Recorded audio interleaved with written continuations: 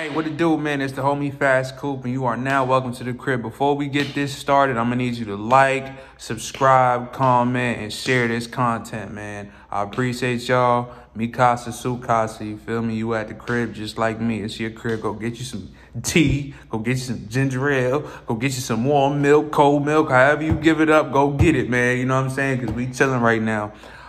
Today I want to talk about one of the most historic drug busts in New England. You know what I'm saying? I'm going to break it down to y'all. So, this is Boston news. You see what I'm saying? New England news. 3 people are facing charges after an investigation into an overdose death over the summer led to a historic drug bust at a home on the North Shore of Massachusetts where multiple children were living. Federal investigators and local police announced Monday during a news conference in Boston. Before I get the names that they put, in the post or the article, I'm going to say everybody's innocent. You know what I'm saying? This is all alleged. You know what I'm saying? They have to be proven guilty in the court of law. So at the end of the day, this is all alleged. This, it's all the children, stuff like that. This is alleged. This is not actually confirmed that they actually did this. You know what I'm saying? But let's keep it going. Emilio Six Garcia, Sebastian Bass Bajan, free the homie, and DB Felix, members of a large-scale drug trafficking organization on the North Shore, were arrested last week on charges relating to the distribution of controlled substances and manufacturing of more than 220 pounds of suspected controlled substances, according to Acting United States Attorney for Massachusetts, Joshua S. Levi. It's going to keep going. On Wednesday, November 1st, a group of federal investigators that included members of the North Shore Gang Task Force raided a home in the area of Western Avenue in Lynn in connection with an ongoing overdose death investigation and seized over 100 kilograms of controlled substances, 1/2 kilogram of cocaine base, and several firearms, court documents indicated. All right. Based on the staggering quantity of controlled substances located in the basement where Bajan and Garcia were observed on a near daily basis, and that their pattern of activity was consistent with the distribution of controlled substances, investigators believe there is probable cause that Garcia and Bajan conspired to distribute controlled substances and possess controlled substances with the intent to distribute them, investigators stated in an affidavit. You know what I'm saying? So this is really a conspiracy case. This is them pretty much saying that, they planned to do this. They conspired. They came together. So I think when the initial bust happened, they weren't where the drugs were found. The heavy load that they found at 220 pounds. I think these guys were arrested, in different locations, but pretty much they're trying to say that, this is a drug operation. They try to say the Garcia guy is the head honcho. They try to say, the Beijing guy is the lieutenant, and, the Felix guy is pretty much, the runner, I'm gonna call it, you know what I'm saying? What I want to break down with the situation is, when it comes to the street shit, and, just playing in the streets, I feel like, it's kind of over with now. I'm going to be completely honest with you. You can't really get real money out this shit. And I had to be vulgar about it because, at the end of the day, technology is too advanced. When I look at the court documents that they released, they pretty much said in terms of the investigation after the overdose happened in Salem, which is, a historic city where they do they had witch trials in the past. They have a heavy tourist attraction there every Halloween. People from all over the world go to Salem. So if you in the Salem area getting active in any form, shape, or way, the police are gonna take it serious because this is a historic place. This is where they make a lot of money. In the Essex County area. So pretty much the overdose happened. I guess they try to say it was some Percocet. Someone overdosed on a crushed Percocet. And they, took the person who died's cell phone and they went on Snapchat to try to figure out where, the person that passed away got these narcotics or drugs from. So they ended up hitting up an account that actually responded and that account wasn't aware that this person had passed away. So they were using the person's phone after the person passed away. And, they pretty much arranged the drug deal. And when they arranged the drug deal, the person who was messaging the account of the deceased person, pulled up. And I guess, the person pulled up and realized, it was a setup by the police, ran, had to, allegedly had Percocets, and through the Percocets, there was 100 of them, and the police found the Percocets, and I think they matched up to the Percocets that the person who passed away, took, but I don't know, because they said it's crushed, so that's already a significant difference, in a great argument. But anyway, they retrieved the vehicle that person was in. And I guess they had found a wallet in there that was connected to Mr. Beijing, in the vehicle. So that led them to investigate or, have some type of, interest in this Beijing person. I don't know why. But I guess they ended up, pulling up to a crib somehow, some way. And they seen Beijing there and someone else, you know what I'm saying? So this all started because someone OD'd, you know what I'm saying? And, to all the people who are getting into this game, or playing this game, I just want you to understand that, the game is rigged now because people are making so much money off of fentanyl because fentanyl is so potent. So they're putting small doses of fentanyl into, substances or, packaging or, just any type of way that you could form the drug. And they're making a lot of money off it because you can stretch out the fentanyl. You know what I'm saying? So you get a little fetty, you can stretch it out 10 times, you know what I'm saying? So it's just like with a little bit, you can make a lot, you feel me? And that's why people don't really care because they're making so much money off it, And if you get in this game, that could be you, you know what I'm saying? You could grab some shit and pretty much, just give it to somebody, you know what I'm saying? And they OD and that's on you, you know what I'm saying?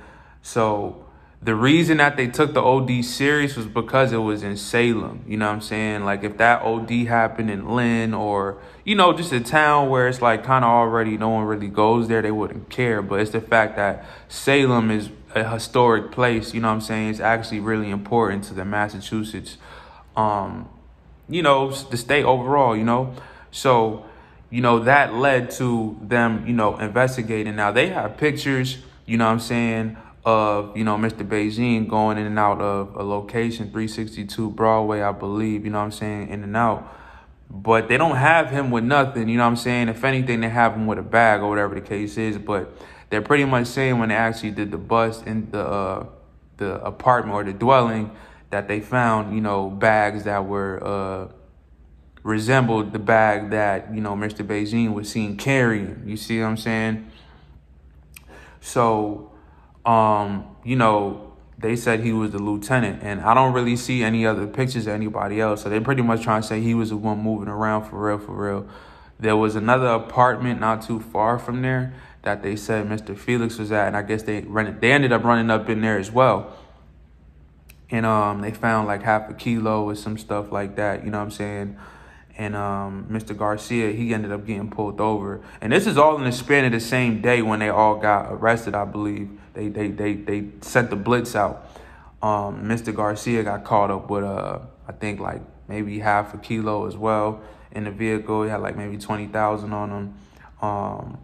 But this is the crazy thing, they found probably... So they have found 283,600 counterfeit Percocet pills, 91,900 counterfeit Adderall pills, 1.8 kilograms of brown-like rocks that tested positive for cocaine, fentanyl, and methamphetamine. So they had some type of combination object that they found that literally I never even heard of that shit. The game gonna get crazy. This is why I'm happy I'm not in it no more because it's getting too crazy. 4.4 kilos of green pills believed to contain fentanyl. So I think they talking about Xanax. or, fake Xanax.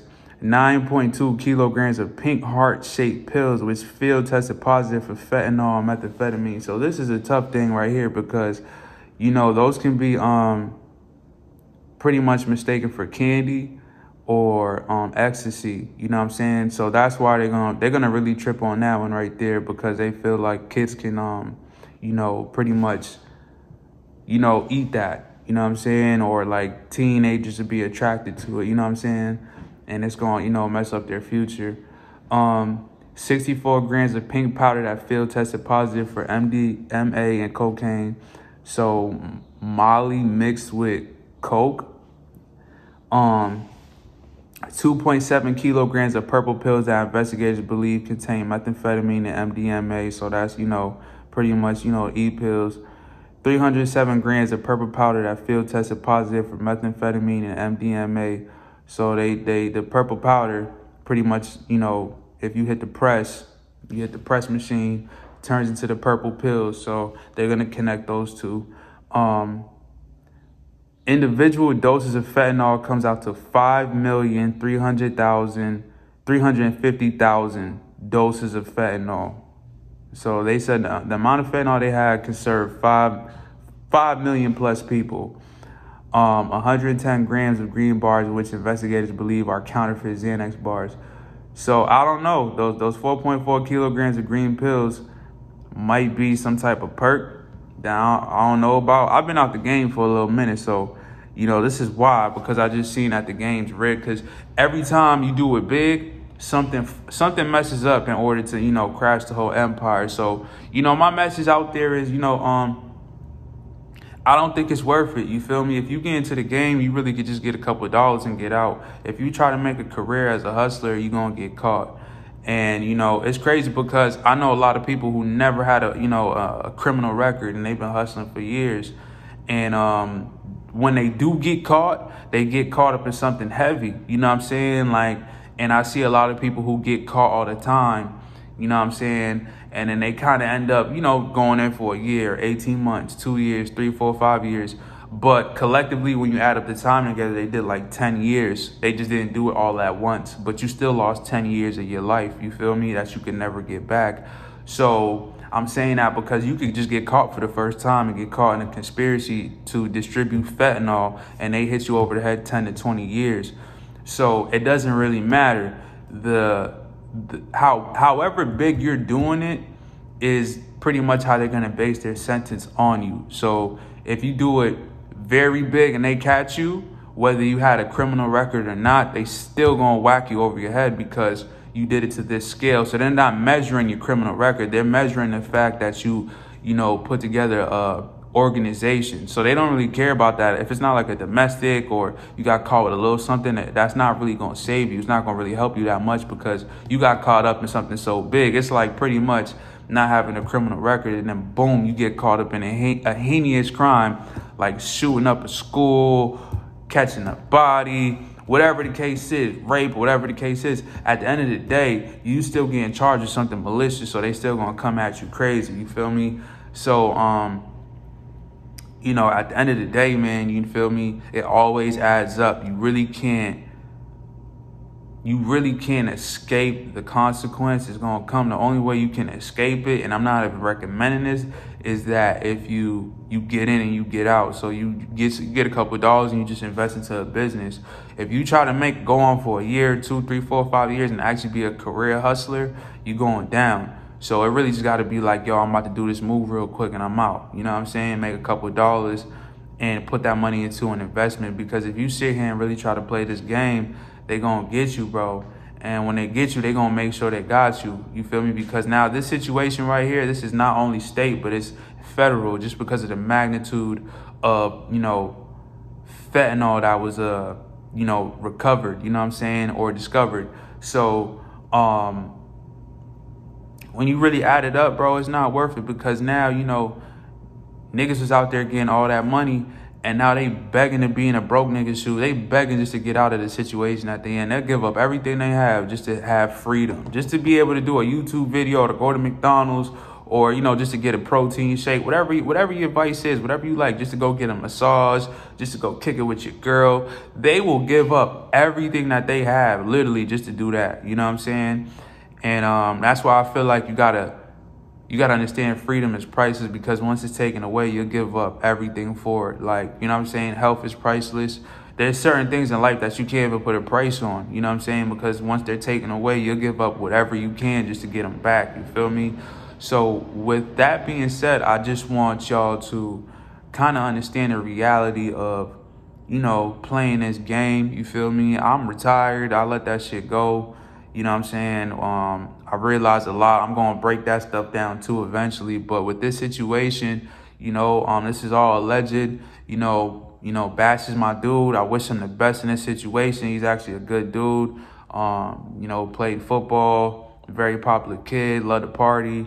You know what I'm saying? From everything I know, he's a great guy. He ain't did nothing. You feel me? I don't know the other two guys, but I'm gonna stand behind them if they rocking with Bash. I feel like they good people, so they don't deserve, you know, the situation that's happening. But Lynn has a history of, you know, big butts, you know what I'm saying? You know, Mikey and Kuda went down. I don't know their situation, but I think they're still fighting. And Fats went down. You know what I'm saying? Like, Lynn is, you know, a city of, you know, they call it the city of sin, man. You know what I'm saying? This go back, man. You feel me? Like, that's Trap City, man. You know what I'm saying? Real talk. That's Trap City, man. You know what I'm saying? And they get down with them. You know what I mean? That too. So the city of sin, man. You know what I'm saying? Praying for my man Bash, man. I wish you the best in this situation. But, you know, at the end of the day, man, I just want to make sure that we looking out for the youth, and we setting good examples and letting people understand that, you know, this is not something that we want for y'all. You feel me? At the end of the day, man. So that's my thoughts at the crib, man. You feel me? I wish everybody the best in this situation. Bash!